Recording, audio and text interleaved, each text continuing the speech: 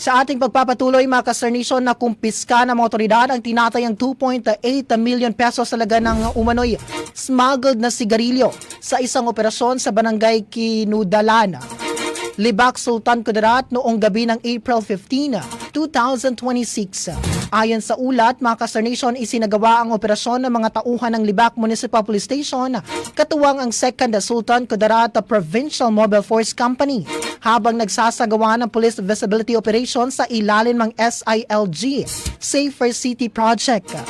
Bandang alas 8:40 ng gabi.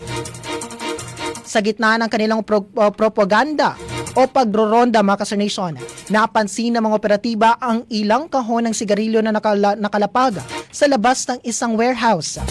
Dalawang hindi nakikilalang lalaki ang umano'y nag-iwan ng mga kahon at agad na tumakas bago pa man dumating ang mga otoridad.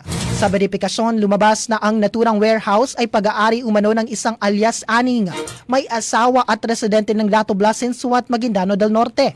Ngunit wala ito sa lugar ng isagawa ang operasyon. Nakumpiska sa lugar ang kabuang 66 boxes ng sigarilyo na binubuo ng 46 boxes ng Green Hill cigarettes at 20 boxes ng Bros cigarettes na may kabuang halagang 2,823,074 pesos batay sa Bureau of Customs valuation.